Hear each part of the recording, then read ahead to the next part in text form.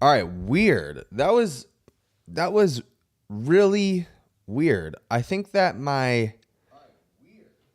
my settings were set to private.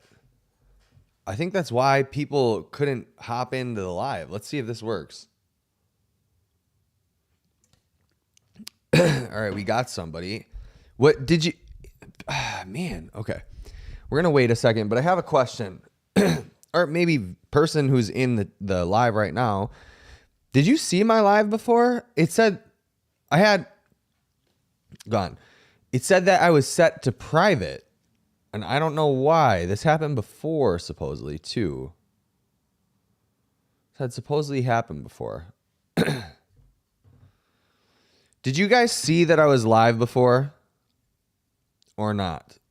Because my privacy settings said that it was private.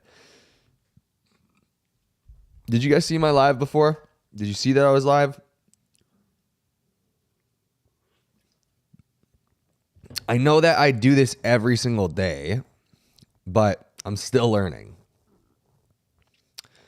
You didn't see it before. It was so strange. So weird. Okay. Well, I do this every day, and I'm still learning.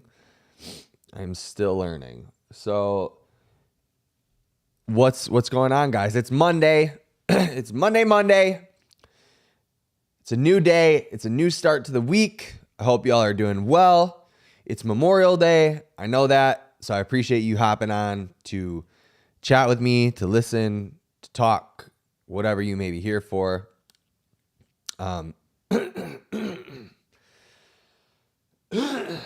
I'm still getting over whatever this sickness was that hit me last week. To be honest with you, the thing that I'm dealing with the most still is this phlegm, even though I'm like a phlegmy person in general, this phlegm, and then the fatigue, man, the fatigue. To be honest with you, I haven't helped myself much with the fatigue portion of it. I've been eating not amazing since Friday. I have been eating not so great since Friday. Friday, I had a Blaze pizza because I had no calories all day. When I get sick, in general, I don't have the greatest appetite in general, but when I get sick, I really don't want to eat. And it's like, I just don't have the taste for anything. Like, I don't want to eat anything. So it's like, okay, this is a really crappy way to get my calories in. I know that I'm going to feel, it's not going to feel great for me, but I'm going to get a Blaze pizza. So I ate the Blaze pizza. I had like my normal protein fruit smoothie after that. Then Saturday, we ended up going out and getting ice cream. I ate great all day. We just went out and had ice cream at night. And then yesterday, we went to this really good pub, like bar thing, right? I don't drink at all, 0% alcohol, 2 years sober now. Wasn't an alcoholic, just chose to go sober. And I had fried food, dude. I'm not even going to lie. I'm not going to lie. I had onion rings on my chicken sandwich, which was amazing. Haystack onions on it. And then also like jalapeno poppers, basically, is what it was. And I knew that I was going to feel like crap. And so I woke up this morning almost hungover. So this weekend hasn't been the greatest weekend in terms of eating. I would like to say that I'm trying to make up for calories that I didn't get last week, but really I was just being an asshole, to be completely honest. And I know that I'm supposed to be the health guru guy here. We all slip up, man. We all make mistakes. And this weekend I was willing to suffer the consequences. And like, am I upset that I did all that stuff? No, absolutely not. But I'm definitely paying for it today. I think that today I'm making the shift to mostly carnivore again. So I was experimenting with white rice for a while, and I like white rice. I do. I don't know. There's just something about white rice that doesn't sit super well with me. So I'm transitioning back to meat, eggs, fruit, raw dairy. I'm going to try to get to a farm today as long as they're open. I know it's Memorial Day, but those type of hippie farms don't really. There's one farm that's near me that I can get raw milk and raw kefir and cheese at, and it's 45 minutes away. But for me, it's worth going and getting the raw milk and just getting a crap load of it at once. Like 5 gallons or something like that. It'll be like $50, something like that. It's worth it because the benefits to raw milk and stuff, in my opinion, you can argue with me if you want. You can disagree with me. We're not going to argue about that. Bar none, raw milk is way better than anything else. It's just, it is. You can't fight with me on that. If you have a difference of opinion, okay, cool. You're entitled to be wrong. But, yeah, it's that good. So it's worth it for me. So I'm probably going to make the transition. Then the only type of like carbohydrate besides fruit and honey that I'll keep in my diet is sweet potato. Sweet potato doesn't mess with me at all. I need the carbohydrates. They're a little bit more expensive, but it is what it is. I mean, aside from that, carnivore is really easy for me to stick to because we get 2 different meat delivery services every month. We get a big butcher box with like 6 to 9 ribeyes in it a month, plus I think like 14 pounds of ground beef. And then we get what else is in it? And then we get the delivery service called Just Meats. If you guys haven't heard of them yet, man, I need a brand deal with Just Meats. I need a brand deal with Just Meats. They are freaking amazing. Jennifer, sorry, I'm just seeing your chats right now. I'm doing well. Hope you're doing well and feel better soon. I feel great. It's just I'm dealing with this stupid little amount left. Congrats. I only drink occasionally because alcohol isn't good for our health. Absolutely true. I think, look, I see utility in alcohol, believe it or not. I do see utility in alcohol. And what I mean by that is I think that for some people to get, like, this is a double-edged sword because I see that it can be good for people who don't know how to break out of their introversion or that don't have, that aren't comfortable in public type thing to kind of break out of that. But then the caveat to that, the double-edged sword to that is that, like, why aren't you comfortable with breaking out of your shell? Like, is there something about you that needs to be worked on in order to break out? Or is it literally just that I'm an introvert, I'm not self-conscious, I'm just an introvert, and this helps me break out? Those are 2 different things. And, I think that most people really aren't introverted and everybody likes a little bit of community, and alcohol can kind of help break the ice for that, even like a drink. But then it's like, alcohol is literally not good for your health at all, like 0% good for your health. And they used to think like 1 drink a day or whatever, but then it's pretty evident that 1 drink a day isn't good for your health. It doesn't do anything for you. And some people are like, I need it to sleep. Well, that's an issue. And if it helps your sleep, that's also an issue. What about your melatonin cycle and stuff isn't working properly, or your circadian clock isn't working properly, that you need alcohol, right? So there's some utility to alcohol in terms of social interaction, I think, but overall it's definitely not good for you and definitely not something that I'm ever going to promote. And I can't even see myself ever going back to drinking. Again, I wasn't an alcoholic, but I decided along with my girlfriend 2 years ago, like, alcohol does nothing for us. It does nothing, like, it doesn't get me any closer to my goals. It takes away from my goals every time, because I'm a person that I didn't have a problem with alcohol. Alcohol had a problem with me. That's how I kind of poised the the argument, right? Or the argument where I can't have 1 drink. Like, I don't see the point in that. I'm going to have a lot of drinks, because what would be the point of me having a 400 calorie beer? Like, I'm getting 400 calories from this beer, 300 calories because I was a craft beer guy. What's the point? I'm just going to go for it. I've never tried raw milk, but hear some people like it more. Raw milk is so good. It's so good. Anybody that says that it's not has something wrong with them or they've never tried it. It is so creamy.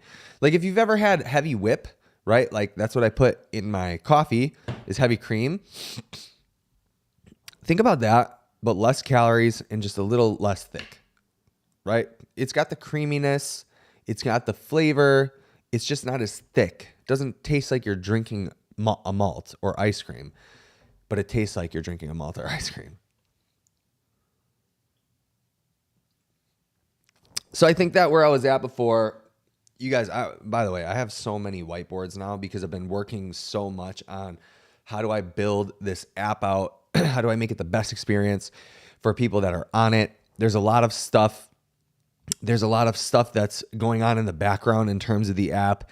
I'm really trying to plan things out so that if you're a part of the app, you're going to, dude, just wait. If you haven't joined the app, click the link in description and join the community that we're building.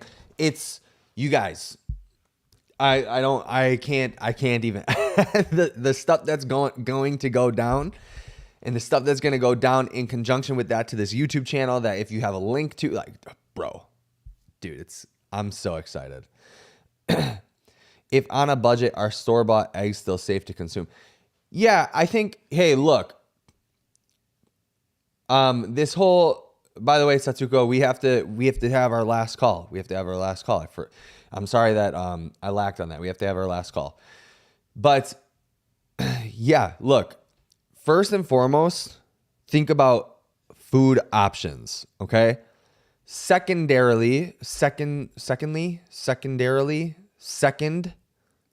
that is think about the source. So what I like to say is like, yeah, like I talk to people on budgets a lot, right? And it's like, okay, so you can't afford grass-fed, grass-finished beef, or you can't afford cage-free, organic. Okay, don't worry about that. First, focus on the types of foods, right? Because the types of food is still considering the quality of food. So if you are doing eggs instead of a protein shake in the morning or eggs instead of cereal and, crap like that, you're already ahead of the curve. You're ahead of the curve. So think about whole foods rather than non-whole foods because that is quality. That is quality. Whether these health gurus online want to, accept that or not, that is quality. You are having more higher nutrient dense foods, more higher quality foods by picking whole foods over processed foods. That's number one. And then after that, if you get the budget or you have the budget, because let's not pretend as if people, like everyone can afford free range, organic and grass fed and grass finished and all these things that we wish everybody could have. Let's not pretend that everybody's in the same boat. Like, are there ways that you could probably budget and buy some of that stuff? Yeah, but like money's tight, dude. And like people also want to have $1,000 in their bank account and be eating decently too. So yes, that's totally fine. Eat whole foods because that is consideration of quality as well. Then when you get the budget or you're in a place to be able to buy organic and all that stuff, yeah, then go ahead and buy organic, grass-fed, grass-finished. Like my girlfriend and I, we buy basically all organic food, except for like some things, obviously, because some things are just like impossible to find as organic. But for the most part, everything that we eat is organic. It's free range. It's, no pesticides, all that stuff. All the cleaning supplies that we have in the house now are chemical and toxin free, but we worked to get there, right? Like we didn't just one day transition everything to organic, whole food, like all this stuff, right? Like our cleaning supplies, we would like, we ran out of the crappy stuff first. And then when I got an opportunity to buy a bunch of the stuff in bulk, right? That was mostly essential oils and all this stuff. Then I bought it in bulk and now we have it for a long time. Like there's a game to this, right? Like you have to be, my whole point is just, it's easy to get lost in the sauce with all this stuff. It's easy to be like, well, I can't afford organic, free range, and all the gurus are telling me that it's not worth it if I don't do that. So I'm just not gonna focus on whole foods if I can't get the good stuff. And it's like, no, there's a silver lining. Like there's definitely levels to this stuff, right? Like because you eating non-cage-free eggs is not the same as eating a bowl of cereal. It's just not. And some of these guys who are food fearmongers are gonna make it seem like you just ate an egg that's not from a farm that holds their chickens outside and no coop. Yeah, you basically ate a piece of cereal and you're a piece of crap. It's just not true. That's not how this works. Whole foods, just focus on that. Hold on, I gotta take my hoodie off.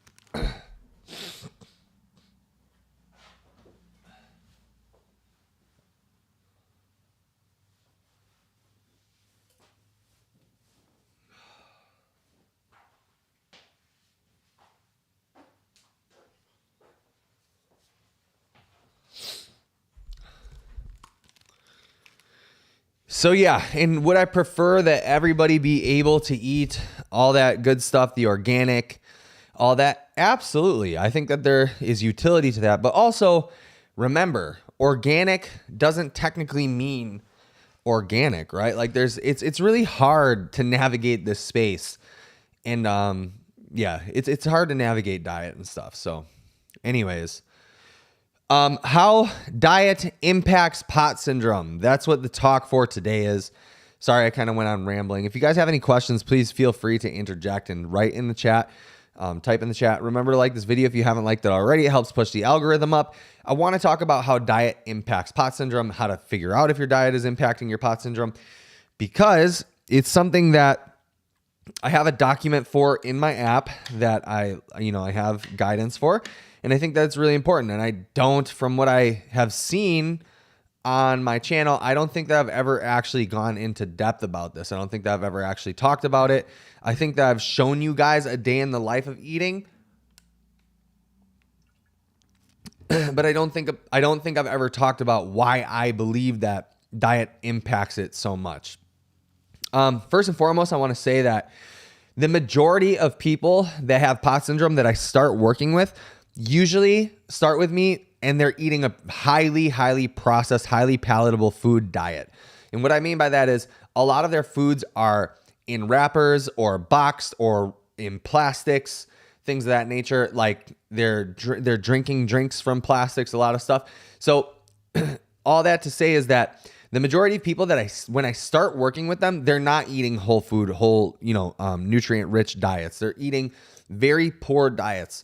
The other thing that I want to say is that a lot of people that I work with are on one of the two spectrums. They're on one side of these spectrums, and that's either they're very skinny or they're not very overweight, but like decently overweight. The majority are these two. There's almost never anybody in the middle. There's some people that teeter from side to side, but they're usually here. And so what these two things generally tell me is that your diet is not dialed in, and that part of your issue has to do with malnutrition or overnutrition in the wrong way, right? So like you could be eating too many calories and not getting enough micronutrients per the calories that you are eating, and you're eating too little calories, and hence you're not getting enough nutrients for the calories that you're eating. Does that make sense? I hope it makes sense.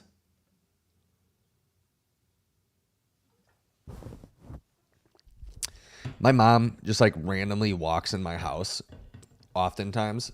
And so I think I just saw her car pull up. So I think that she's going to just randomly walk in my house again, which is how I'd prefer it. Actually, I'm very much so like I grew up not with a super strong family structure, but now that I'm on my own and I have my own, money and my own place and stuff, I would rather my family be around more often. Where was I? The calories and the nutrients. Okay, cool. So now all that to lead into like actually what I think that the issue is. I think that the second portion to this is that a lot of people with POTS syndrome don't really pay attention to what they're eating, and they eat what they would consider clean diet. And for the most part, by industry standard and by life standard and most people's standard, they are eating what would be considered a clean diet. They're eating they may be eating rice and veggies and, oatmeal and, chia seeds, peanut butter, and, all like, just think about the healthy things, right? Think about the healthy things. A lot of them mix some of that into their diet, right? And what I think that people are missing the ship on is that obviously, right? And sometimes we get too in the weeds of macros and micros and stuff like that. And then people talk about what's healthy foods and what's not healthy foods. And obviously we all have a clear understanding of what healthy foods are and what foods are good for you. And when we're talking about that, we're talking about like the least processed foods that we can find, with probably the least added sugar we can find, with the most, the foods that have like the most utility to them. So like Oatmeal is considered a healthy food in most people's eyes because it's low on the glycemic index, and it's like so it's like a slow processing food, and it doesn't really have that many calories per what you get if you really look at it, that type of thing. I think that, that's why people consider this. However, what I like to kind of focus on with this stuff is that, yes, there's objectively healthy foods. However, those foods may not be healthy for you. And not that they're not healthy, and that might be the wrong word to use, but they might not work for you. So in my opinion, with POTS, regardless of how you got POTS, I think that there is some sort of autoimmune issue or autoimmune portion to POTS no matter what, because with every single person that I have worked with, that has had POTS has had some sort of dysfunction or symptomology in relation to foods. And I think a lot of times we don't even know that we're having symptoms from foods. And that's why the first 7 days of anyone that I work with, or even the app that I have, the first 7 days, you track everything that you put in your face hole. Everything, well, this face hole, not these face holes, because that's probably just going to be your fingers, but this face hole. I tell you to track everything that you put in your face hole so you can pay attention in a window of 30 minutes to 2 hours. Remember when I told you guys that you can go on my page and you can literally make your POTS program for free? I'm putting you on game right now. 30 minutes to 2 hours, and you track your symptoms. And then you try to narrow down what foods did you eat and what foods are you consistently eating that within 30 minutes to 2 hours, you're getting symptoms from. The reason for that is because if you are getting symptoms within that time frame, in my experience, a food is probably not working for you. There's a food that's not working for you. And when you can track consistency over time, hey, I had rice, broccoli, and chicken for lunch. I had rice, Brussels sprouts, and rice, Brussels sprouts, and ground beef for dinner. And I had symptoms after them both. Well, what's consistent with both of those meals? Rice. Let's try taking the rice out. You had symptoms after both of those meals. Let's try taking the rice out. Let's replace it with something that's lower on the glycemic index. Let's put something like a sweet potato, or even maybe a white potato to start. If you don't like sweet potato, let's put something else there if you feel like you need the carbohydrate from it. Okay, breakfast, you had cereal, and then your post-dinner snack, you had a ding dong or whatever, right? You had a ding dong, and you had symptoms after both. Well, what's consistent there? Probably the processed sugar. Let's take processed sugar out of your diet, right? So it even goes down to ingredient profile.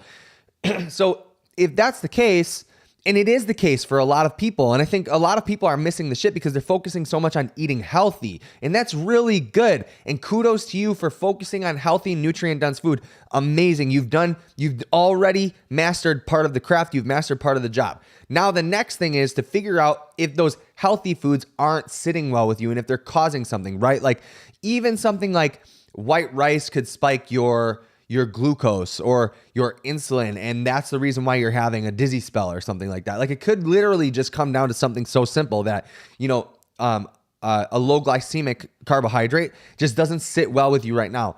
Now, that could be it. It could not be it. But it's worth tracking your food to make sure that you have an understanding of what sits well with you and what doesn't. In my experience, the best thing to do has been to do elimination diets. And the best elimination diet that I've had success with people has been a carnivore or a spin-off of carnivore type of diet. I'll tell you why. Some of you guys are going to cringe at this. Some of you guys are going to be like, "Oh, carnivore diet? People say it's so bad for you. What are you talking about?" Okay, let's chill for a second. The reason why carnivore is so good is because of the heavy focus of protein. That's the only reason why I think that it's good. The other portion of it, if you're going to do a modified carnivore where it's meat and fruit and honey, right? The good thing there is that the fruit is nutrient-dense food. It's higher glycemic. It will process through your body fast, but there's other nutrients within the fruit that kind of make up for that in a way, right? That make up for it in a way. I'm not saying that fruit won't like cause reactions to you, but at least you're getting vitamins, minerals, stuff like that along with the fruit, right? So there could be fruits that just don't sit well with you. Citrus fruits don't sit well with everybody. Not, I didn't mean like everybody, but for some people, citrus fruits don't sit well. For some people, bananas don't sit well, whatever reason. But it's worth trying. And the reason why, again, that the carnivore diet to me, or a modified carnivore, is so good is because of the high protein content.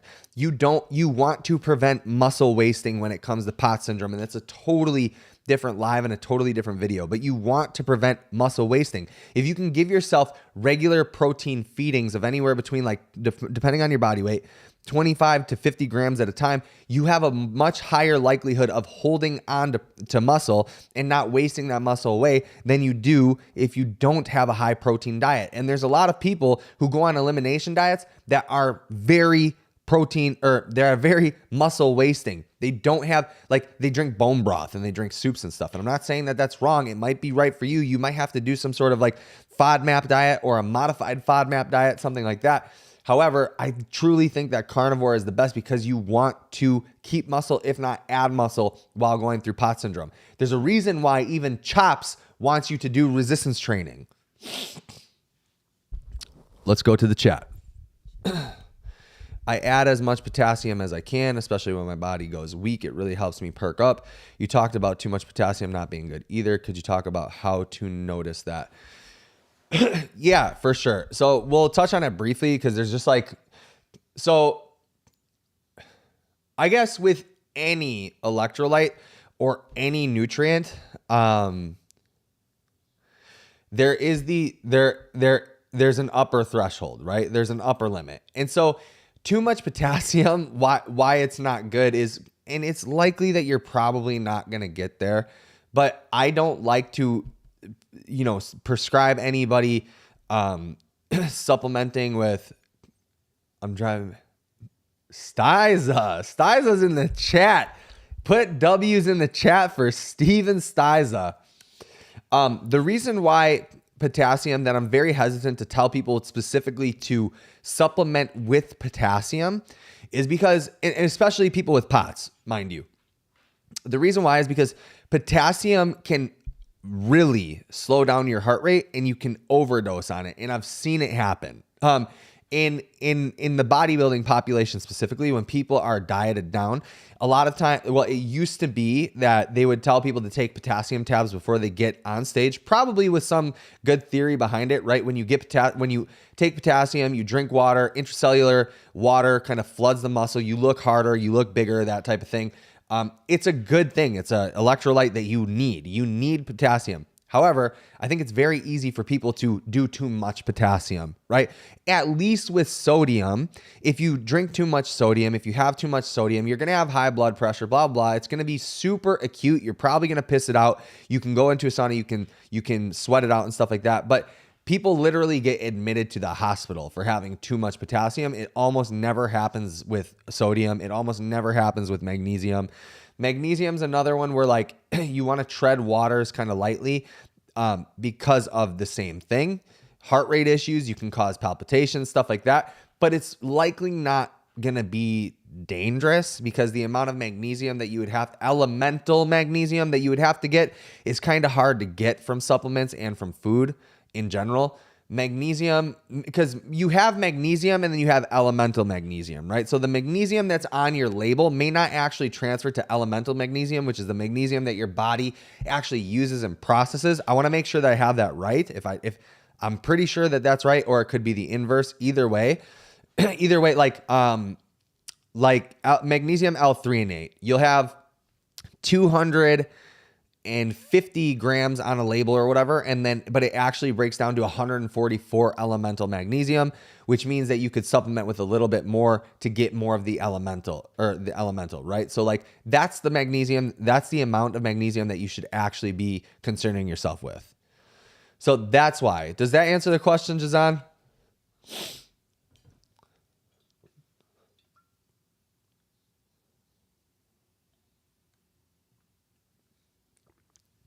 Steve, why don't you just fly to Canada?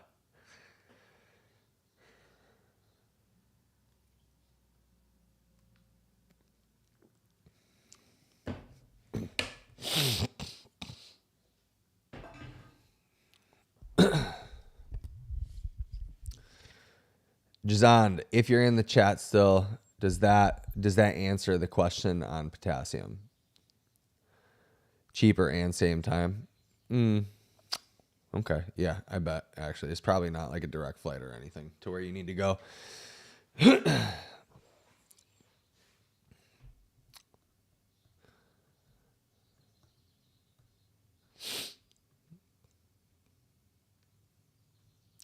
I feel like I need to turn on some music because I'm actually lit right now off that coffee. I am freaking lit, boy.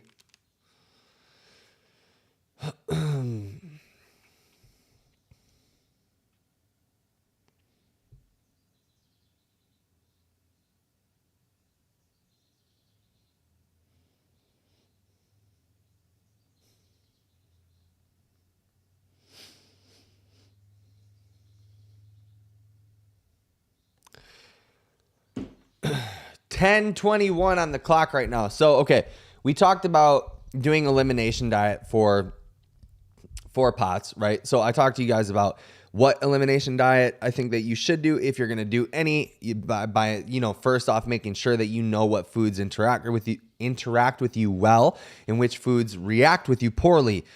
So then the issue becomes, how long do I do an elimination diet for? How do I reintroduce foods into my diet? In my experience, right, from the things that I've read and from, just playing around with it myself and taking clients through elimination diets and taking them out of elimination diets, to me, it seems to be that anywhere between 4 to 6 weeks. Obviously, it's highly dependent on your gut bacteria, your gut flora, how it's well adapted, how well it has adapted to the diet and things of that nature. But what I've noticed is that anywhere between like 4 to 6 weeks seems to be a sweet spot. 2 weeks, sometimes people are like, I'm feeling really good. Can we try? And also, I'm low energy. I need more food. Okay, let's try it out.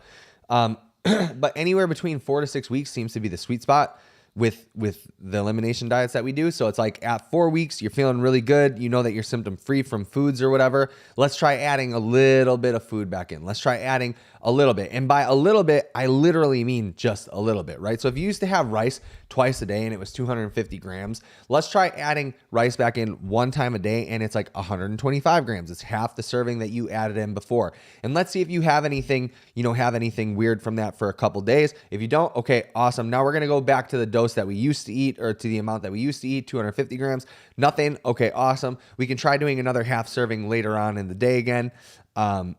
Yeah, that type of thing. So slowly adding food back in over time. You guys can see how basically everything that I say to you and everything that, all the advice that I give is super progressive. It's progressive.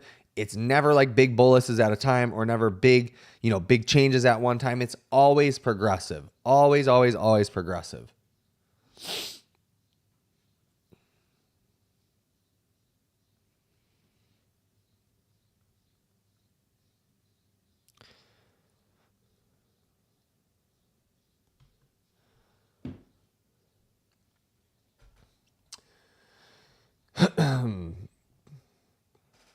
And then you're going to have some people that are going to be like, well, I really don't want to sacrifice eating food. I don't want to sacrifice, the mouth pleasure that I get for the whole 20 seconds or whatever. And what I would have to say is, okay, you don't want to get better. You're not willing to do everything possible to get better. I always say this. I say this to clients too, because I have like a tough love side of me as well as an understanding side. And I go, to be honest with you, if you're not willing to cut out food for 4 weeks, 6 weeks, or even like 6 months to a year out of the grand scheme of your life, right? Your life is like this. And that's just like a blip of time in there. Even like a year is just a blip of time. If you're not willing to do all the things necessary, or at least try things for an extended period of time, then your condition and the way that you are feeling where you're at in life must not suck that bad. And you can take that and turn it into any aspect of your life, right? You can put it into any aspect of your life. Whatever pain you're going through, if you're not willing to make changes or you're not willing to make sacrifices, it must not be so bad. You must not actually be as fed up with whatever you're going through that you're saying that you're not willing to make changes. Like, it really must not suck that bad. Right? You got to be dramatic. And obviously, if you guys can kind of see the message that I'm saying instead of listen to the words that I'm saying, it's like, if you are really suffering in a relationship sucks or whatever, but you're not willing to make any changes, is it that it sucks that bad, or do you kind of enjoy the dysfunction?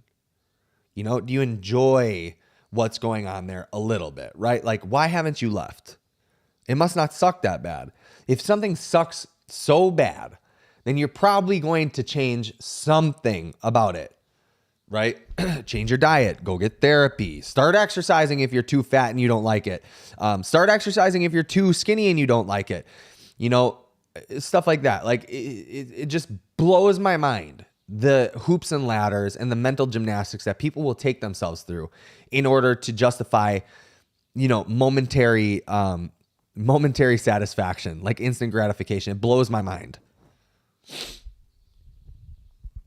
And if you want to be a glutton or if you want to be a degenerate, just say so. There's nothing wrong with that. Just be like, yeah, hey, I'm not willing to make the sacrifice right now. I'm enjoying eating crappy ice cream and I'll deal with the consequences for it,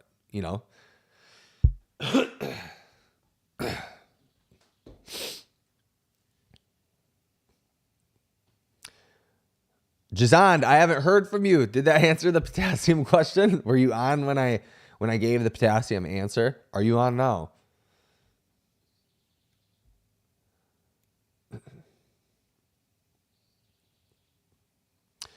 I think supplementing with potassium particularly is the thing that should maybe not be done. Eating extra potassium is a little bit different, right, than supplementing direct potassium.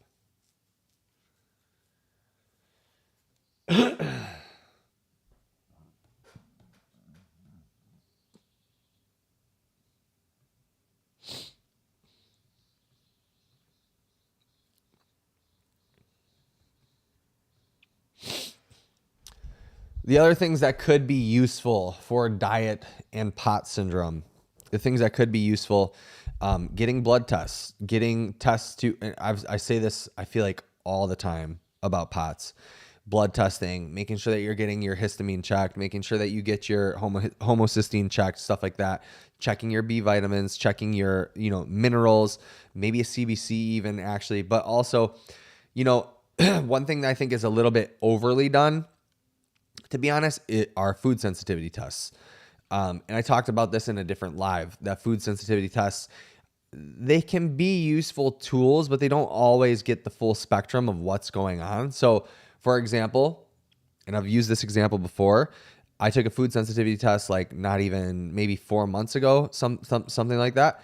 And it told me the only thing, it told me that the only thing that I was sensitive to was corn, and it just like very like minimally sensitive. And I'm like, okay, that's really weird. I think that those things can be a snapshot in time almost, right? Like depending on like, how has your diet been lately, right? So what are you sensitive to lately? Because when I was a kid, I used to get hives all the time. I used to get all these super weird symptoms, and my diet was like a poor person's diet because I was poor. McDonald's or like tortillas on the gas stuff, like I wouldn't trade it for the world. Kraft singles, stuff like that. So processed cheese, not real cheese. So it was like a poor person's diet. And I would get like rosacea. I would get, on my cheeks, which I still think I have some, but I would get hives randomly, like all these really weird things as a kid. And I believe that I had food sensitivities. I had high homocysteine, high histamine levels. And, that's the reason why I got all these like almost allergic reactions to things, right? I would have like tightness of the throat and all this stuff, but we, did the testing and nothing ever popped up positive. And so I think that food sensitivity testing, which is usually done by blood analysis, can be useful tools, but I think that they're snapshots in time. And what I mean by that is that it could be this 6 months right now, your gut seems to be doing okay with, X things, or your blood doesn't seem to be sensitive to this, blah, blah, blah. But I think that can change over time. And so anyway, the point that I was making was I got a food sensitivity test done, and it showed that I was like a little bit sensitive to corn, but I've never felt, actually, that's wrong. I have felt like crap from popcorn, but eating like way too much popcorn. And,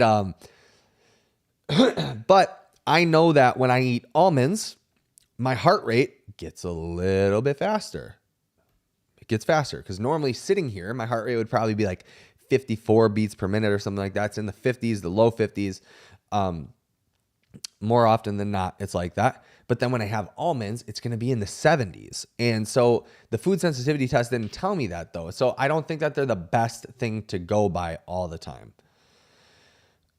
And just, you can tell. And a lot of these tests, by the way, that I talk about, you can circumvent doing a lot of testing. You can circumvent doing leaky gut testing. You can circumvent doing the food sensitivity test. You can circumvent the homocysteine test if you're really dedicated to what you're doing, by just doing these elimination diets and supplementing with things like probiotics. The homocysteine thing is something that you might want to check before you take a probiotic to make sure that you don't take a probiotic that's going to raise your histamine levels if your histamine's high, but that's a rabbit hole for another day. So yeah, there's certain things that you can circumvent testing for by just making lifestyle changes and seeing if it does affect you. Some people want to spend the money before they want to spend the time. And I guess that's something that you have to weigh by yourself. I'd rather spend the time most times than the money, because the time likely is being put towards something that's going to benefit me anyways. Very true. I'm sorry to hear that, dude. However, most hydration supplements have 500 to 1K milligram of potassium, right? No, I think that most, if they're dosed properly, I think most potassium supplements are like between 2 to 300, but 1K for sure, 500 to 1K of sodium. Yeah, definitely. That seems to be the proper ratio. I think that if they would, there are some like sports drinks out there, I think, that go up to like 600 to 800 milligrams of potassium, but I haven't really seen anything like crazy with supplements wise. Usually the sodium to potassium ratio is like sodium's higher than potassium. So, and I haven't seen a sodium supplement that's been like 2K, like 2 grams or 2000 milligrams. I could be wrong though. I don't know. I haven't personally seen that. No, okay, but if you're talking about just potassium tablets, you're probably right. Yeah, a lot of potassium tablets are anywhere like from 200 to 500 milligrams.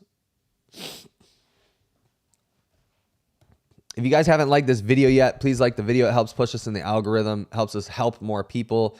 And if you haven't already, hit that link in the description. Sign up for the POTS training protocol. You get 2 free weeks of our community, plus all of the documents that I have that will help you, figure things out with your POTS syndrome, and the constant additions that I'm trying to make. Like I said, I have these 2 whiteboards in my office right now, and I am really, really working on this app, working on the website, and working on things to make the experience better for everybody. Trust me, you get a positive community, people who are not doomsday, none of this Reddit stuff. It's all positive people. If I could show you guys what goes on. Okay, I can show you what goes on. Hold on one second.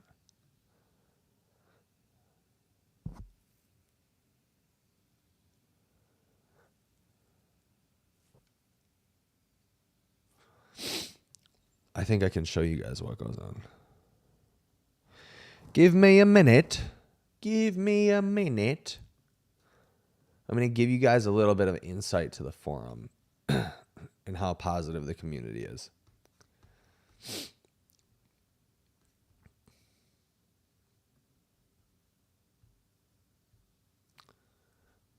Because we have built something special in here. Let me say.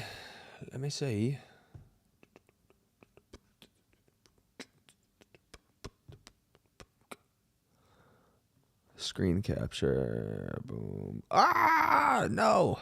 Wait. Shoot. Let me see what you guys see.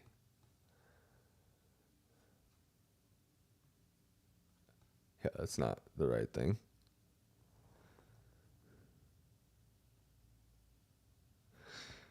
Never mind, dude. I can't do that right now.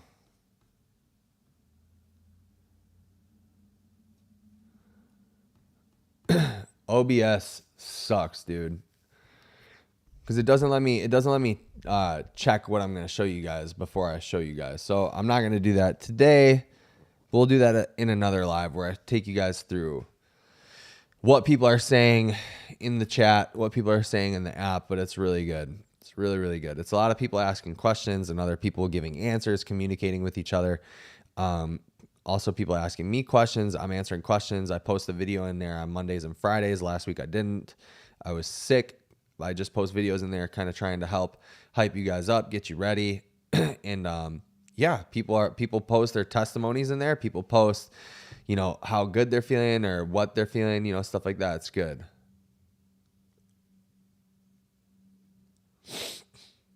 Joel, try Riverside maybe instead of OBS. I have never heard of that. I will look into it. I will look into that. I was going to try Streamlabs. I have Streamlabs. Is it Streamlabs? Yeah, I have Streamlabs downloaded on my laptop. OBS is just so like user friendly in the way that it's just like I'm just not tech savvy. I'll be totally honest with you guys. I try not to be super tech savvy because I don't want to be like ingrained in this. Eventually I do want to get into like streaming on Twitch and stuff like that. But after this, the community is built up and I'm kind of just only making income from being at home. Then I want to try like really streaming. But yeah, so OBS is just kind of like live streaming for dummies, I guess, like one of those books. It's live streaming for people that don't know how to use computers and technology. And that's what I like about it. However, there's a lot of stuff that I just don't know about it still.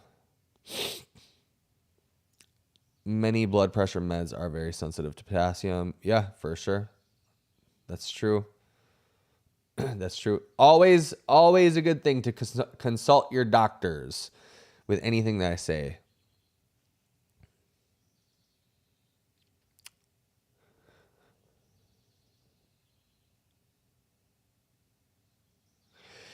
So do you mean, Jazan, sorry, I had to do something.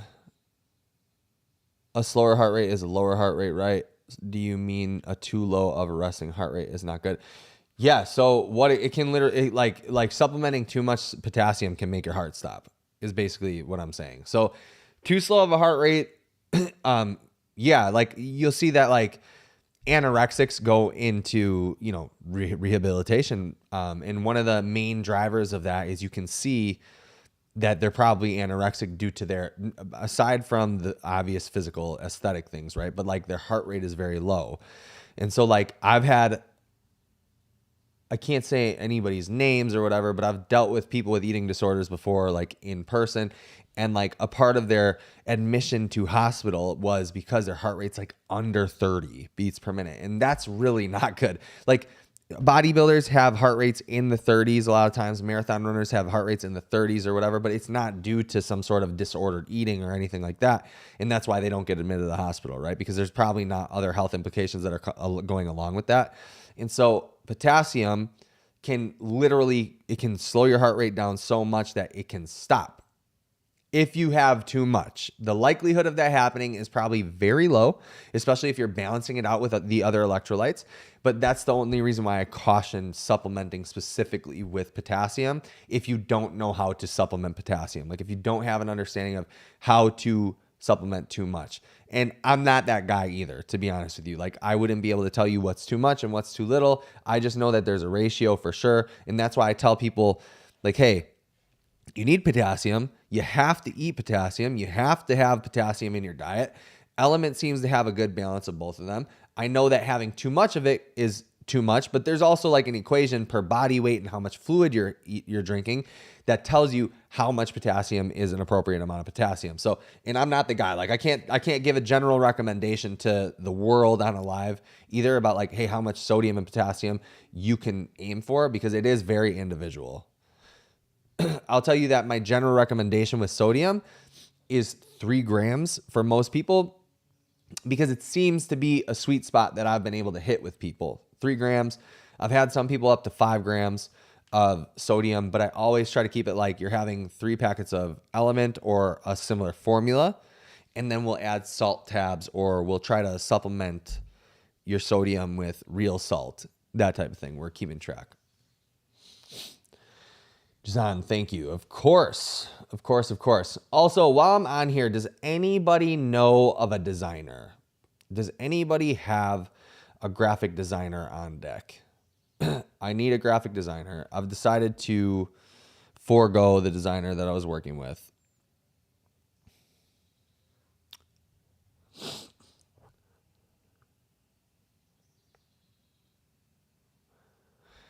I just got Nordicode electrolytes. They claim to be Europe's Element. They have more potassium than my original electrolyte. Nice. Sweet. Do the Netherlands have Element? Can you get Element out there?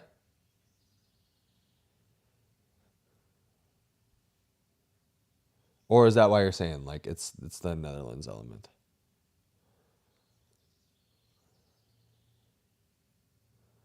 You can, but not easily. Do you guys have Amazon and Amazon Prime out in the Netherlands? They don't deliver it to us anymore. You do. You have Amazon Prime. Okay. Is it can you get like same day delivery?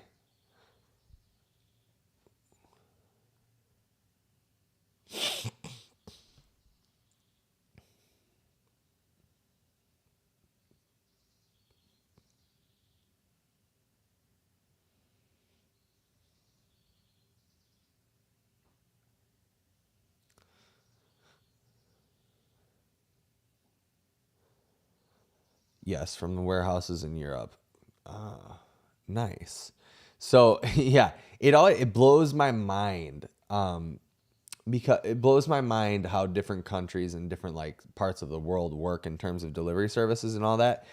When we were in Hawaii, there wasn't like an Amazon Prime. You couldn't get something overnight. You couldn't get something same day. And obviously it's an island, but I would think that a company like Amazon would set up the infrastructure in order to be able to do things like that.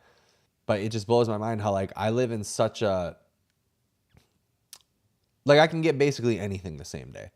You know, I live in such a community, or like the world that I live in is like everything can be right now if I want, which is a good thing, and it's also a very bad thing. And so it just kind of blows my mind to like hear from other people around the world like, hey, do you have access to this? Like right now, if you wanted it, can you get access to this? You know, and in a lot of places it's not the case. Countries have their own stock. Got it. Yeah, we have an Amazon store that's like 40 minutes, or Amazon warehouse that's like 40 minutes away from where I live, so I can get basically anything same day. And also we have like you have next day, not same day. Yeah, we have same day for a lot of stuff, and it will even give you time frames. Like if I would order something at 8 a.m., it might be able to get to me by 11 type thing, which is crazy. Most times though, it's like between like 2 and 6, you know, that's like, but still same day. I mean, if I like anything same day, it's crazy. Yeah. So we have the Amazon warehouse that's like 40 minutes away, but then we also have like this shipping place where things are dropped off like I think 10 minutes, not even 10 minutes away, which is wild. I don't get it. I don't understand it. So anyway, what else do you guys want to know about diet and how it impacts POTS syndrome? Diet obviously can affect the effect of exercise that you have, or the intensity of exercise that you have. It can affect the amount of exercise that you're able to tolerate, that you're able to do.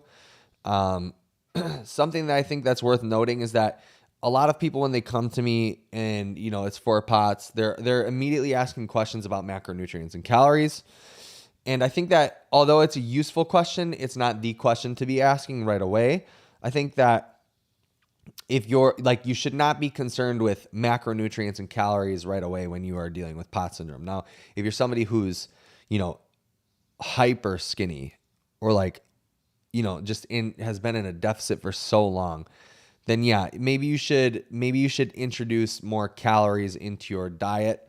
However, I think nutrient density is always going to be the thing that needs to be focused on the most in the beginning. Wow. That came on almost like it was a sneeze. And what I mean by that is immediately. Focusing on nutrient dense foods first and what is affecting you. I think that's first, and then focusing on calories after. Maybe about carbs and it giving higher heart rates and what to do to counter it. That's a really interesting question, because that seems to be different per person. I think I know the question that you're asking there. And yeah, in my experience, in general, terms, right? It seems to be higher glycemic carbs that do that for people, that give higher heart rates. And I don't know a way to combat that besides just not eating them. That's the only thing that I've been able to figure out. I haven't been there's no supplement that I've been able to think about. I know that if you eat the carbohydrate with something that makes it slower digesting, like a higher fat content food and protein, it seems to not have the same effect, but it still has an effect.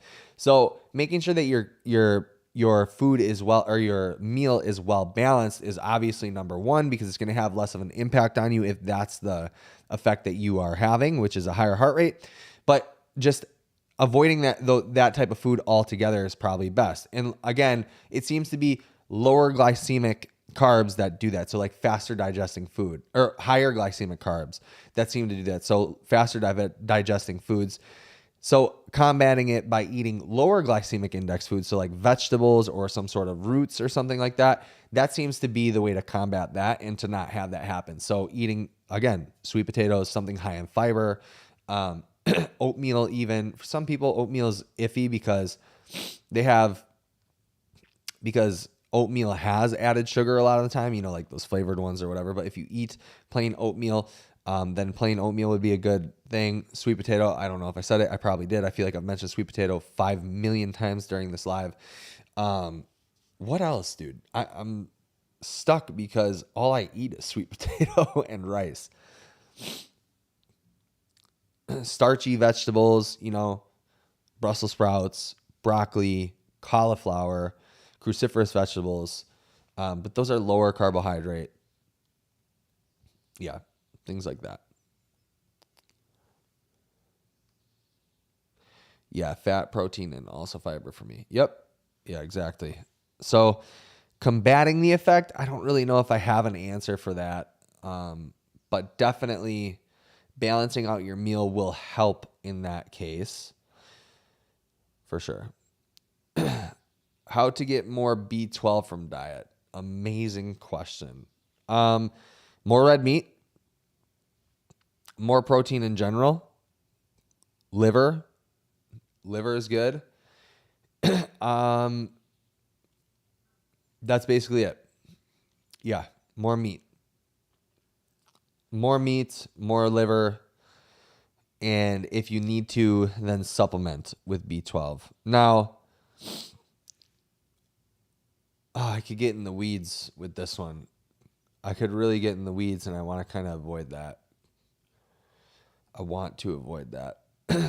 The B vitamins are pretty interesting because our food supply. Never mind. I'm not gonna get into the weeds with that.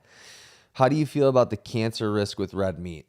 I feel about it the same way that I feel about most data. I think that you have genetic predispositions. I don't think there's enough evidence to suggest that red meat is actually a driver for cancer, because people who eat red meat in general, right? And this is why why the studies that are done on it are kind of like wonky. They're not very good. They're not well performed. People who eat red meat in general are more likely to do a lot of cancer inducing things. People who eat red meat are more likely to smoke cigarettes. People who eat red meat are more likely to drink alcohol. People who eat red meat are more likely to do a lot of environmental things that may cause cancer or be around environmental things. So I think that healthy user bias is really big in those studies, and the studies just aren't very well performed, right? And people who eat red meat are more likely to burn food, and like they're more likely to be doing risky behaviors. So there's a lot of reasons that add into the red meat causes cancer debate. I don't see it. Like there's no literature done on people who did carnivore and are getting cancer. There's like none of that. Now, is there some data to suggest red meat and colon cancer? I've heard that there is. However, again, I think it's more genetic predisposition type things. I'm not really in a position to talk about, the literature and interpreting it. I'm more in a position to be able to speak about, like, I've seen the abstracts. I've seen, what I think is interesting is this. I think a lot of people like to get on lives. Like there's this one guy whose name is Destiny, who like streams, right? And I see this in a lot of people, that they're not willing to be honest about what they know and what they don't know, and and be honest about what they should be interpreting and what they shouldn't be interpreting. Because it's easy for me to be like, yeah, there's data that suggests that there's cancer, and that cancer can be caused by red meat and all this stuff. But okay, great. There's data for that. There's data for the inverse. There's data for the other part too. Now, are we the people conducting the research? No. Okay. Do we understand the mechanisms that they conducted the research with? Well, I didn't even read the mechanisms okay. So now what did you read? I read the abstract and I read the conclusion, and from that I got this. Okay. So you didn't read the actual, what the actual paper has. Like, you didn't read the context of the actual of the literature of the paper. Well, no, because the conclusion tells you what. But no. The conclusion tells you what the conclusion tells you, but it doesn't tell you the mechanisms. And even if you were to read what the mechanisms were that were performed in the study, do you understand how to use those mechanisms? Do you understand how to interpret the mechanisms that they're using? Do you understand the data that can't? No, well, I'm not a scientist. Oh, okay. So maybe we're not in a position to talk about that. That's what I think is really interesting about that. Now, that's not to say that you can't read any research study and be like, okay, I understand this and whatever. But I think it's really easy for anybody to say, this study said this, so this is my opinion. This study said this, so this is my opinion. Okay. I think that when we talk about literature, and like, let's even use the COVID vaccine, for example, right? Like, I can sit here and I can parrot everything that all the doctors that are on my side say, right? I can parrot everything that they say.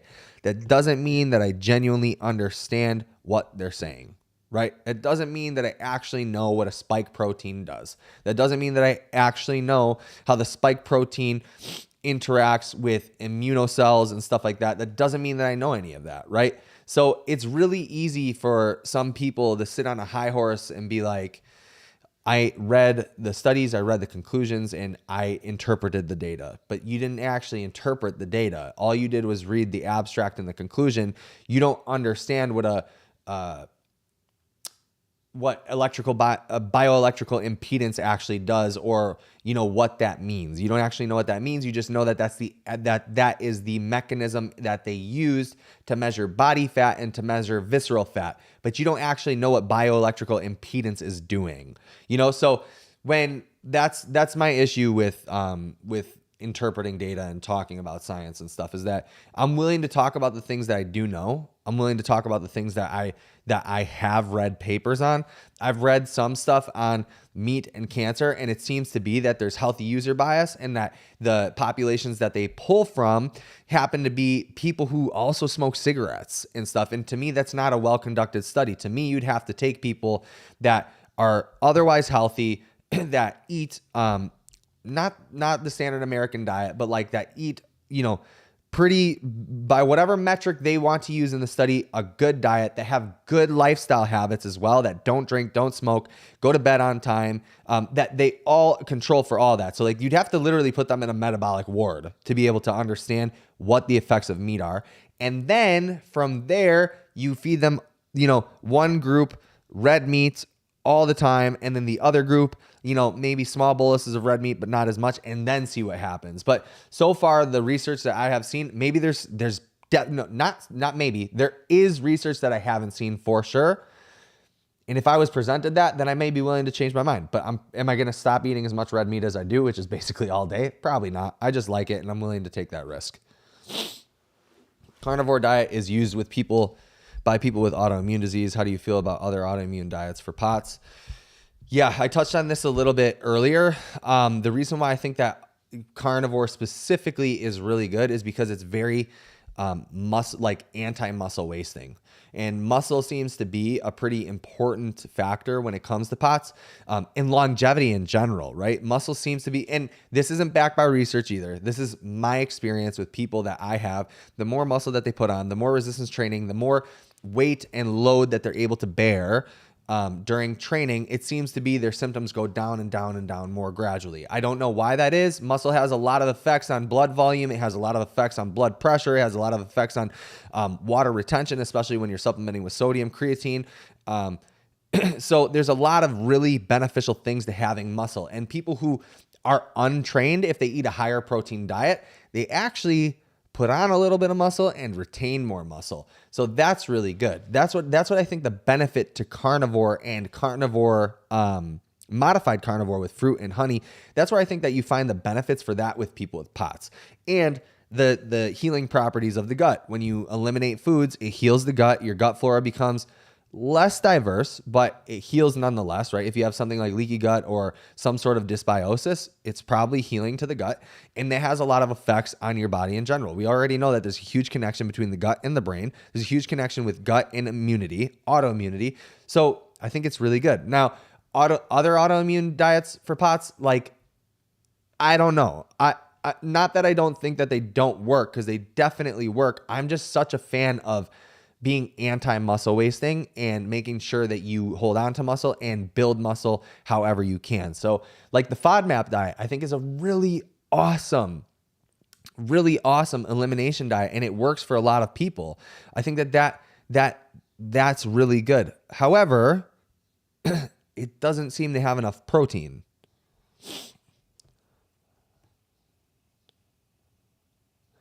Exercise temporarily raises blood volume. Lots of POTSies talk about getting fit, but then getting lazy, and then their symptoms get bad again within a few months. I want to talk about that, but what does getting lazy mean? Does that mean that they stop exercising?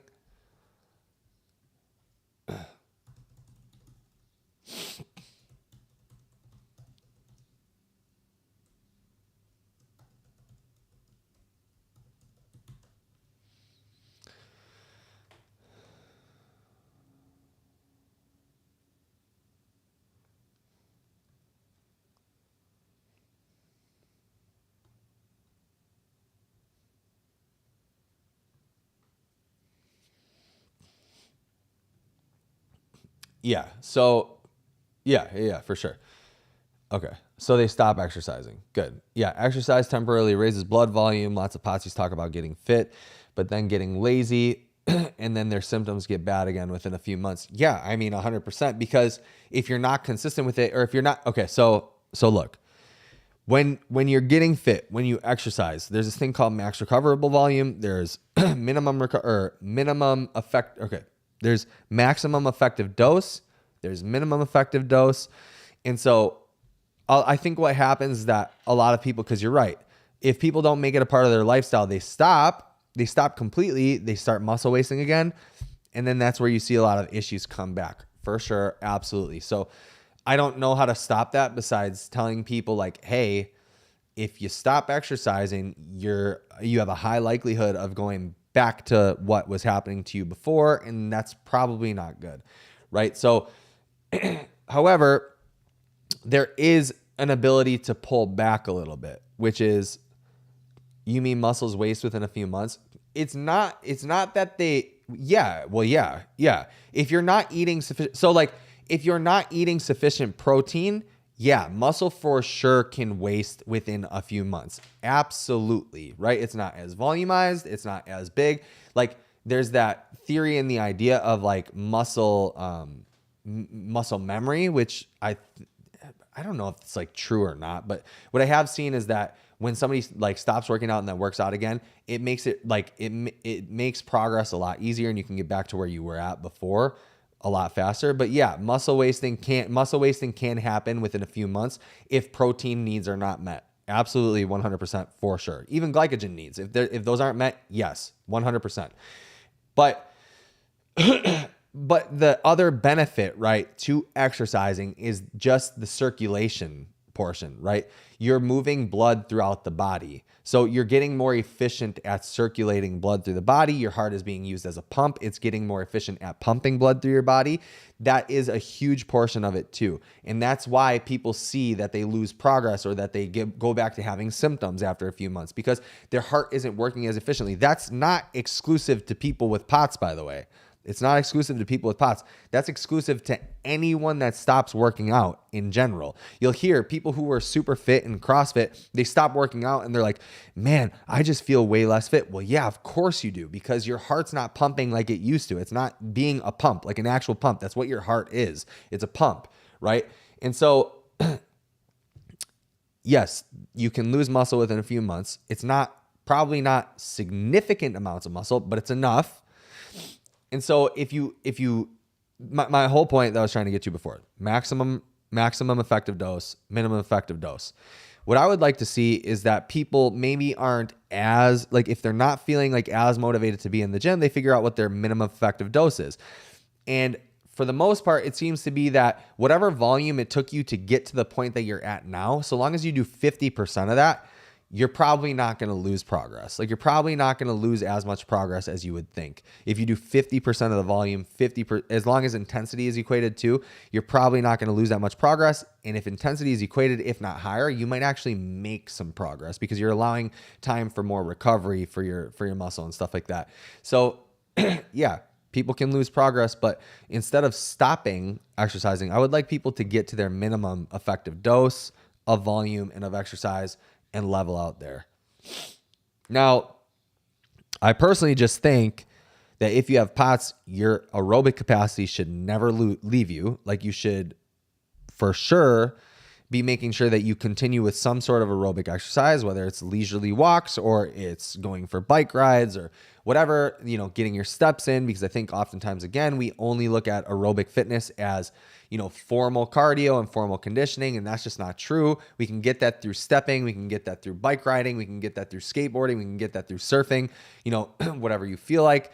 But then also some sort of resistance training. And resistance training doesn't need to mean that you're crushing 315 back squats forever. It could be that you're outside in your yard pumping kettlebells, like that type of thing. But doing something to make sure that you're, stimulating muscle, that you're stimulating muscle growth, holding on to muscle, things of that nature. So yeah.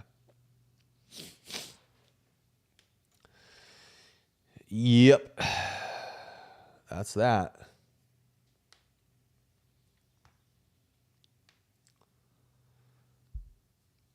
It's Memorial Day, and it's getting a little bit sunny out.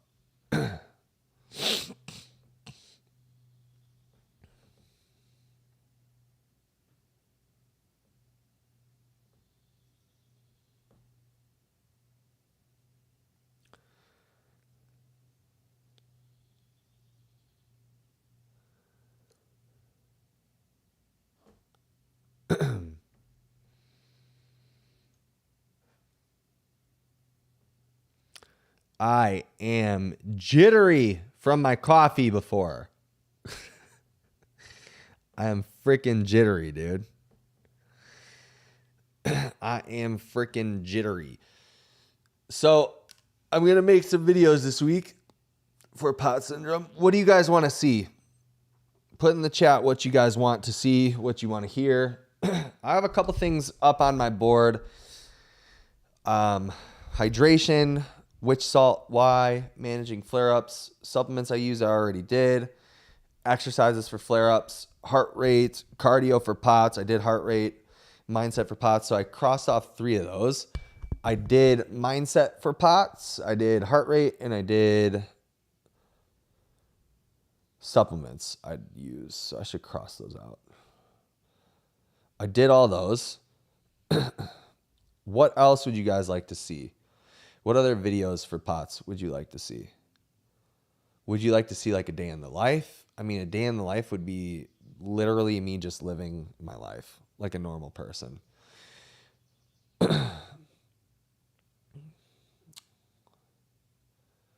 What testing needs to be done for a diagnosis for POTS? Yeah, I'll tell you what testing people typically do, and that's tilt table test. There's this one hot box test that they told me about a long time ago. I don't know if any of you guys have heard of it or if they even do it anymore, but they put you in like a sauna almost, and then they see like if you pass out or if you like certain things happen. But for the most part, you can basically just take your heart rate from laying to standing, and if it goes over 30 beats per minute, it's likely that you have some sort of dysautonomia. If your blood pressure drops significantly, it's likely that you have dysautonomia. I think, what's the metric? Jazan, you might remember. I'm not going to Google it right now. I think it's 20. I think your systolic blood pressure has to drop 20 points for it to be considered POTS. Systolic or diastolic? One of the two. Yeah. But personally, I don't think that you need to get testing done. It's my opinion. I think for peace of mind, people get testing done. And for work-related reasons, people get testing done. I think for the most part, POTS is no blood pressure changes. That's different from what I was told at the doctor's, actually. That's different from what I was told. And it's different from a lot of my clients have like blood pressure cuffs to check their blood pressure. Orthostatic hypotension is minus 15, 20 diastolic. Okay, there we go. Yeah. There we go. Jazand, what kinds of electrolytes there are and how to pick the amounts of potassium, magnesium, and salt you like most. Which situations is nice to take it? That's good. It's good.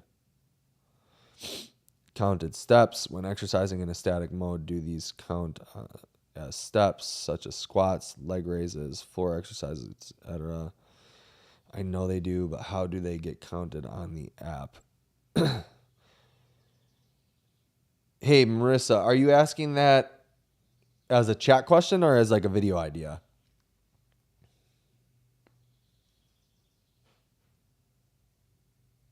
Did you guys just hear my neck crack? I feel like that was loud.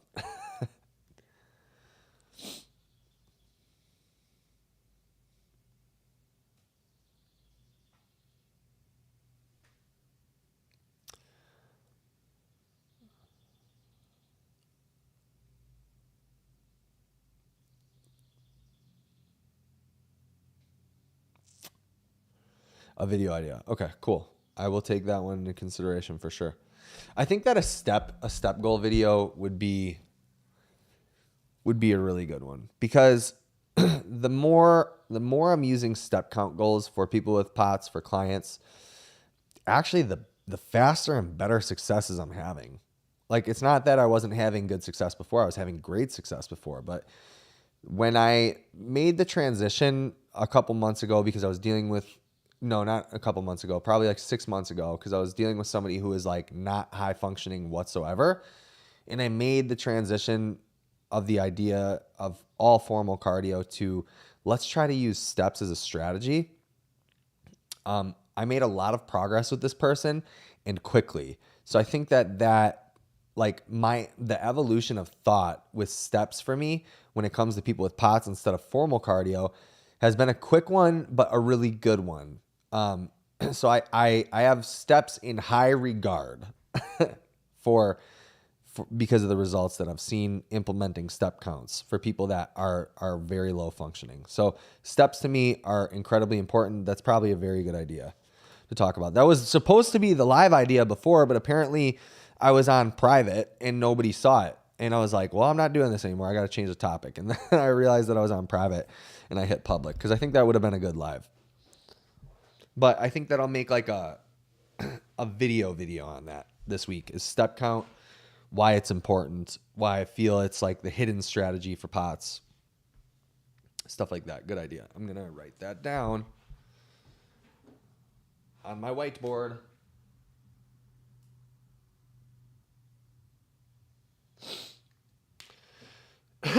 Let's talk about something a little bit woo-woo real quick. How many of you guys have a whiteboard or a vision board? W in the chat. Put a W if you have a vision board or if you have a whiteboard. I'm going to give you guys a couple minutes. Not a couple minutes, a few seconds.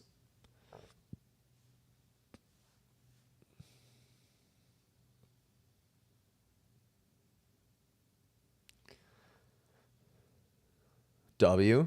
One W. W if you have a vision board or a whiteboard.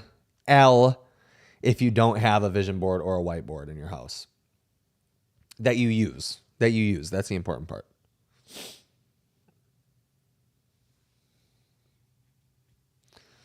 Give me a W if you have a vision board or a whiteboard, and an L if you don't have a vision board or a whiteboard in your house that you use regularly.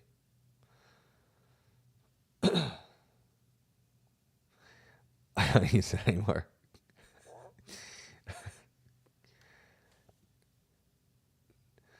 All right, I'm going to give you guys a little bit of advice, okay? I'm ADHD. I go through phases. I'm extremely ADHD. I go through phases too. Something that I have noticed, though, is that, okay, something that I've noticed is, you know, I was for a long time into positive affirmations, and I was very into like meditation. I did it twice a day for like 2 years. I did yoga teacher, the 200-hour yoga teacher training for, you know, however long that took. And I did a lot of this stuff. And, you know, a lot of this stuff can work for a positive mindset and can work to help us kind of like get closer to our goals, assuming that you're willing to put in the work to be able to that you're willing to put in the work to get closer to your goals. But something that I've really noticed is that writing it down is so integral, and I don't know why. I don't know if it makes it feel more real so that, you know, you like manifest it basically, right? Like, I don't believe so much in manifestation anymore. I believe in it, but to a point where like it's a gift from God, right? Like, I believe that you can ask for things and you shall receive as long as it's in line with your purpose. But, you know, and as long as you're helping people along the way too, I think that that's a very big portion of it. But writing it down for some reason seems to have an effect, right? And looking at it after it's written down seems to have an effect too. I'll give you guys some insight real quick. Is I had a May goal for sales, right? Jazan, it makes the goal more clear to yourself and gets you to focus on it more intentionally. Absolutely, 100%. That's kind of what I'm getting to. I had a May goal for sales, for like online sales, not just for this, but like for online sales in general. I run a couple businesses, right? So I had an online goal, and I was like, okay, you know, I'm going to write a realistic goal, what I think is realistic, and put it in there. And then I have the strategy in which I'm going to do it. Like, I'm going to help as many people as I can. It's going to be in line with my purpose. I'm not going to go outside of my moral and ethic code. I want this to be, you know, like money that's done in good spirits. You know what I'm saying? That type of thing. And so I wrote it down, and the nearer we get to the end of May, I've like, you know, we're getting there. We're almost there. And so there seems to be something to writing down the goal, right? There seems to be something to writing down the goal. And when it comes to the vision board thing, there seems to be something about being able to see yourself in a position. And so I'm going to bring this around to POTS now. Okay? if you have a vision board that shows people walking, like all the things that you want, it's people walking and people that are exercising and living a happy life. Maybe there's a Ferrari on it or whatever. I think Ferraris are super ugly. I'm not into supercars at all. Even when I become a multimillionaire, I will not buy a supercar. I'm going to buy a Ford F-150, another Ford F-150, but the Supreme package, all that stuff, whatever. I'm a pretty simple guy, but when you see that, and you can envision yourself and you see the positive every single day, right? It puts you in a certain frame of mind, right? And when you're in that frame of mind, you're more likely. So like I tell people when they're trying to manifest, it's interesting because they think that they can just tell themselves things, right? And that it'll appear out of thin air. And I just don't believe that to be true. I think that you have to be willing to put in the work, let God work through you and you work through God as well.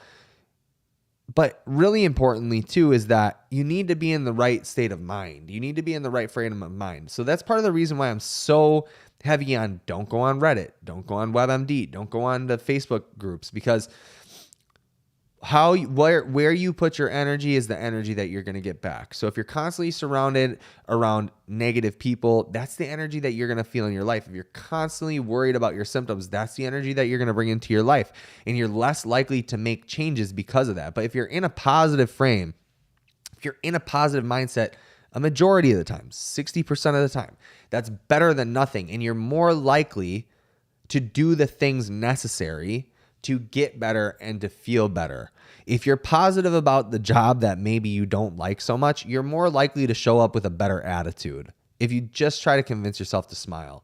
There's this guy who his name is Roman Atwood on YouTube, and he has a brand called Smile More. That's like his merch brand.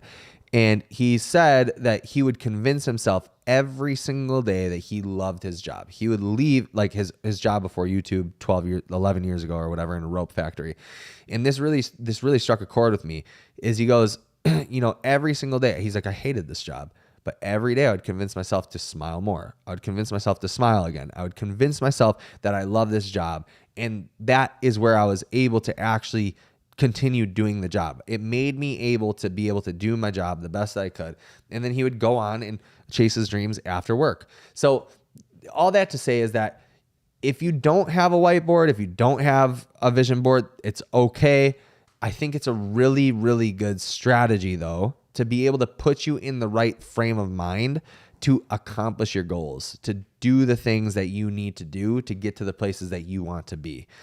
If you write it down, it's probably more likely that you'll do it. Something else that I've noticed is, and also it's interesting when you write things down and you never see it again, and then you're at the point where you've done the thing that you wrote down, but you didn't even remember that you wrote it down, and then you look at it and you're like, oh my gosh, I forgot that I even wrote that. I forgot that I wrote that, but we're there. It's such a weird experience. It's so crazy. And so, yeah, I forget where I was about to go before that. I got sidetracked. Can you tell the ADHD?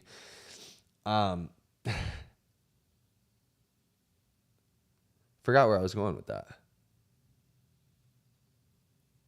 Oh yeah, it's okay. It's just a strategy that I think is super useful, is to write things down and to be able to clearly see the direction that you need to go, right? I don't know. There's something to it. That's all I'm saying. There's something to it. Like you even hear like top-notch professional athletes, and they write down their goals. Like, I want to snatch 315 or whatever. And they like look back 5 months and they're like, oh, I snatched 315 and it came a little bit quicker than I thought it might have. That type of thing. You guys get what I'm saying? You know what I'm saying? I think you might know what I'm saying. I think you get it.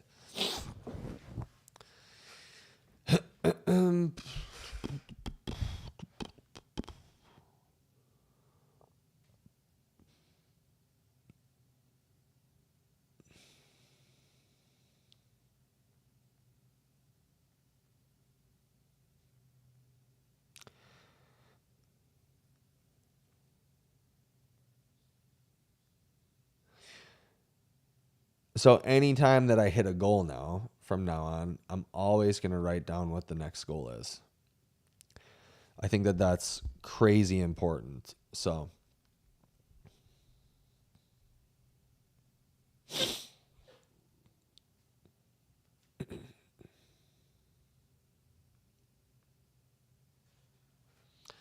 And Jazan, yeah, I think that you're right.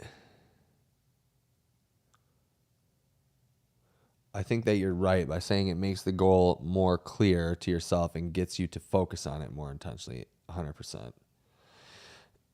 I think also like I talk about this a lot on my podcast, but I think that oftentimes people don't really know what they want. You know, like they talk about things that they would like, but they don't really know what they want.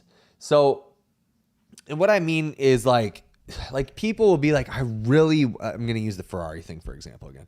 I really want a Ferrari. Like I want a Ferrari so bad.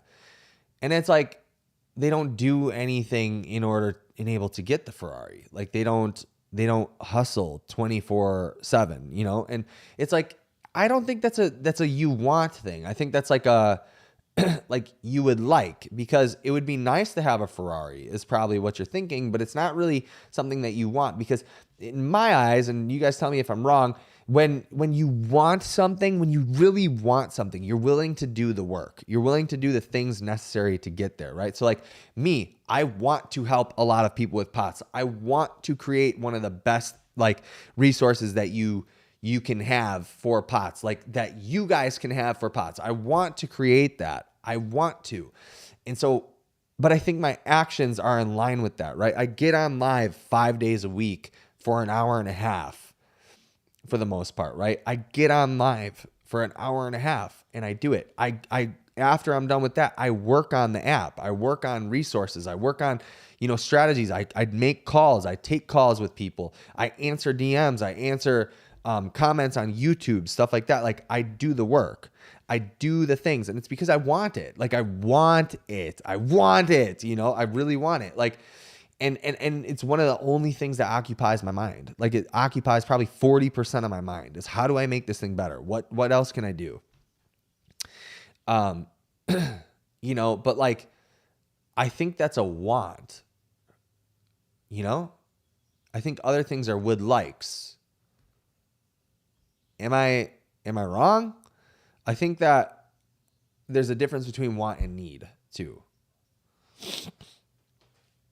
I think you can want something and not want to do the work. It's like a philosophical debate, It's like a philosophical thing, because I understand what you're saying. I don't know. Maybe I'm just extreme, because I understand what you're saying. Respectfully, I don't agree, but that's because I think my definition of want is different, right? It's like a philosophical debate. It's like that you got to get down to the nitty gritty of want means, and want could be different for everyone, right? It could be different for everyone. And it's just like in my life, whenever I've wanted anything, it's like I've done what it takes. Like I wanted to be a CrossFit Games athlete. And so I was doing what it takes, and then I got injured twice because I did too much of what it takes, and not enough of certain things probably. So yeah, it's a philosophical debate. It's not right or wrong. Nobody's right or wrong. It's just, it is what it is. It kind of comes down to like how you view it, right? Yeah, I don't know, guys. I don't know. It seems like honestly, I'm procrastinating right now, running. I'm procrastinating on running. I have to lift, and then I got to go run, and I don't want to run on a treadmill today. I want to run outside. I'm getting ready for a High Rocks. That's the first time that I'm announcing it. I'm getting ready for a High Rocks in Chicago. We're giving CrossFit a break. Well, I'm still doing CrossFit. I'm like training for CrossFit, but I'm going to do a High Rocks in a few months. And so I have to get my running volume up, my running tolerance. My running is good. It's very good actually, but I need to get it up. And yeah, it's just not exactly. Do you really want to run then? No, I do not want to run. I do not. No part of me wants to go out running. I'm good at it, and I like to sometimes. Today, I do not want to run. Not at all. I do not want to run. But I have to, right? I have to. And so I'm gonna try to start a video today. I'm gonna make a video with that. I have my GoPro ready. I have a 360 cam, like a 360 GoPro that I'm probably gonna take with me. So I'm gonna look like a freak running around this city that I live. Yeah. What's the video about? I don't know yet. I don't know. That's the tricky part. Because I like going on live so much better than creating videos, because I can just like my thoughts are like this, right? They're sporadic. I can just like spitball ideas, talk about ideas, and I can just like I have better recall, I think, when I'm live doing things, and when I'm filming videos. Like I don't know. Videos live doesn't have the same reach that videos have. But so videos are what get people into my channel for sure. It's where I get my subscribers from. I just recently like got, an influx of subscribers because of a video. But live is my preferred method. But lives definitely don't get viewers. They don't get subscribers. So I don't know. I have a hard time even figuring out like topics for the live until I'm like, about to go live. Then I'm like, oh, there it is. There it is. Let's go. And then you guys help me, get through the live, to be honest, because we're conversing. So how about condensing your tips of live into videos? I've tried to do that, actually. I don't know. I'm not going to tell you guys to go do this, but I have tried to do a live based on the video that I'm releasing that day, and it does pretty good. But normally I'll go live and then I release that video that day instead of the other way around. So video into live. So I've done that. And I like it. It seems to work. It's a good strategy. I just don't know what I'm going to do today. Like this diet one, like this would have been like, to be honest with you, I should have filmed a video about diet and then put it out today along with this. But I put out a video yesterday that I procrastinated on finishing. Yeah, so now I think the video maybe it'll be about steps. Yeah, it'll be about steps because I'm running. So it'll be about steps.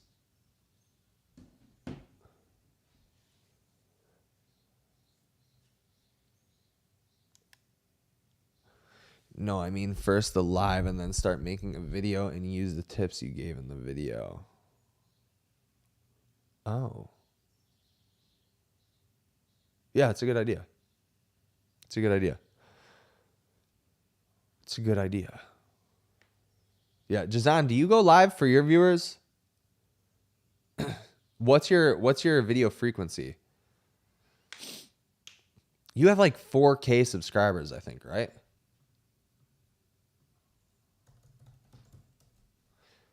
What is your video strat?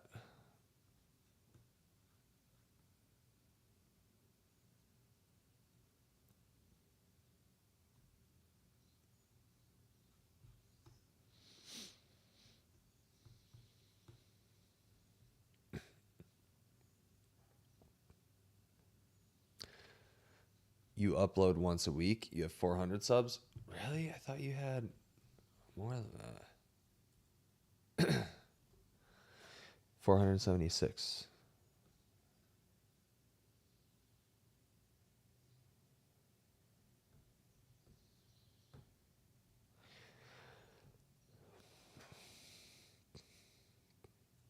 What's crazy about like POTS creators is our views compared to subscriber counts are always so high. Like the views on videos compared to subscriber counts are very high. My video yesterday is at 62 views. It'll probably do something around like 200 to 300. And my other videos have like, between 200 and 300 for the most part. When they have to do with POTS, which is like per the subscriber count, that's high for the subscribers. If you look at the averages, and yours are good. Yours are really good too. You got like over 100 on most of them. It looks like with 400 subs. Yeah, that's super good.